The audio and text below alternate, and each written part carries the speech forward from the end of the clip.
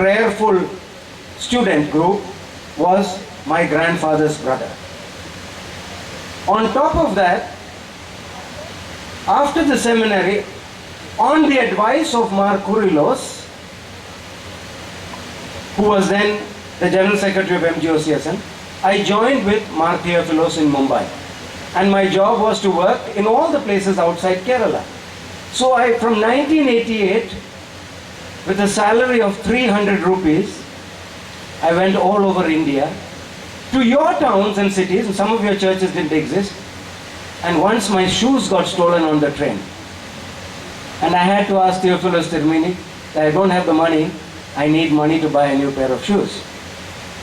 I'm personalizing this, because if I talk of MGOCSM, it's because I love it, and I know that several of you have great experiences with it, and only if you have good experiences with it will you be able to talk of an MGOCSM tomorrow or day after.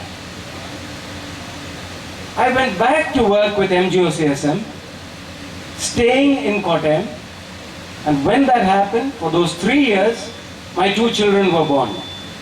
Maria and David were born in Kottayam when I was living and working with MGOCSM.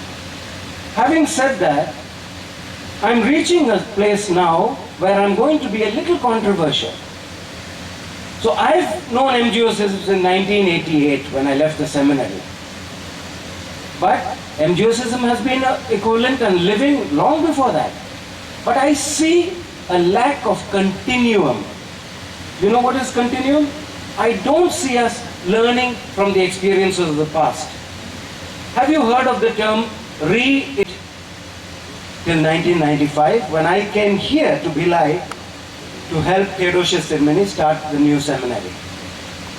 Subsequently, I went back to MGOCSM. I also worked with MGOCSM.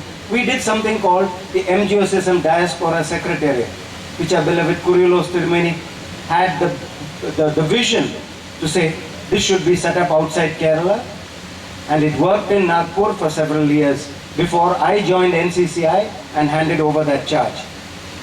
But what I wanted to say is, I am noticing that all of you in your little MGOCSM meetings, you're new members. And if I go to a place, after 2 years, if I go to, say, Patna, or I go to Coimbatore, in 2 years, I see a new group of people called MGOCSM. So what happened to the old people? Where are they? They've grown up, they've become members of the church, they've gone to other places looking for jobs. But still, MGOCSM as an entity remains. And some of you know that because he's been to your units. Lijo from the USA worked with us in India for a little over 2 or 3 years. And he started going to all the places. Again, the first time he was doing this since I went 20 years ago. And then we came to know that there are new units, but many people who had worked with me were there in the background. They were now senior friends, or they were there in the church, not much used. So then came the question, how could we utilize those elder MGOCSMs to help those who are MGOCSM today? The same question will come to you. 5 years from now, you will be working, you will be young adults, some of you will be married. The question will come, in what way can you help the present MGOCSM or the church with the young people? So, I would like to now kickstart this session. We have asked some young people to think about what they feel should be a vision, or what is their vision for MGOCSM. And so we have got here is the of Calcutta. I was born in Calcutta, and as I became the age of say 18, 20, 25, my age group people came from Kerala to Calcutta for jobs. And we clashed.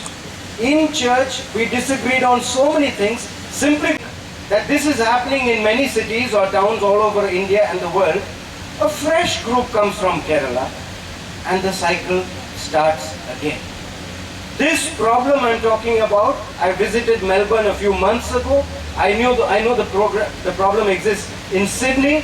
I know that happens in London Parish. I know it happens in Auckland. and in some churches in USA. In other words, the church, Malankara Orthodox Church, sends out a very strong message. Malankara, the language and the culture.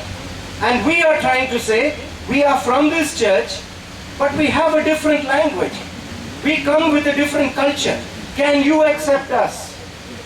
Now I can imagine if I go to Kerala and ask that. But when you come to me in Chandigarh, or in Coimbatore, or in West Bengal or Odisha, and you tell me that you are all wrong, you must behave in the way that the Keralites do, I think that's not right.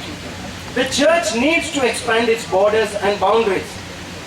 Having said that, I want to also mention that the metropolitans who were part of the early, new baby dioceses, Calcutta, Bombay, Delhi and Madras, these Tirmenis carried this church through approximately 20 or 25 years of terrific challenges. But do you know who we are? Or are they asking us to change, to go back? നിനക്ക് നല്ലൊരു orthodox ആകണമെങ്കിൽ നീ മലയാളം പഠിക്കണം. ഞാൻ വീണ്ടും പറയുന്നു, the church is not a place to study Malayalam. If you want to understand about the church, talk to us in a language we understand. Otherwise, you're going to have an increasing number of people who are going to have the word disconnect, a disconnect with the mother church. And this is not what any of us wants. When I talk to churches, invariably the Achins tell me, there is a group of elders in our church who don't want change. And it is this group of elders that decides your future. Because as long as those people continue to block the spiritual direction that you require to continue in a language and a way in which you understand and appreciate, you are going to be the losers. Many young people have already left our church. This is a fact. Although the Kerala HRD ministry in Devalogam sent out a format to find out how many families, children have stopped coming to church, no church, not a single church that I know outside Kerala has filled up that form. No church knows how many young people have been lost to the church because of various reasons. But if we want to keep our church intact, then we need to make changes.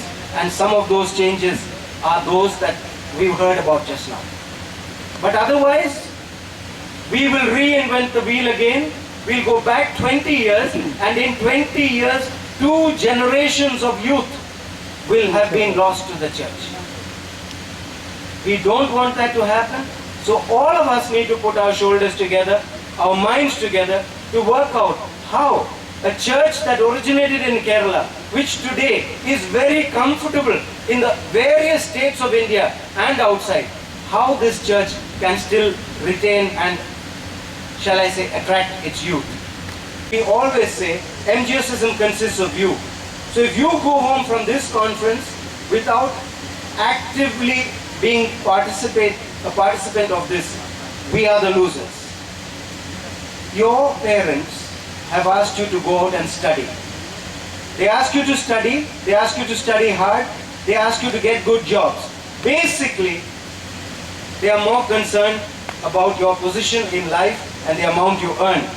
But having said that, I am asking you to use the godliness in you, the touch of God in you, the voice of God speaking in you, to be able to take God's message to those who are underprivileged, to those who are in the margins, to those you don't normally see in your daily life.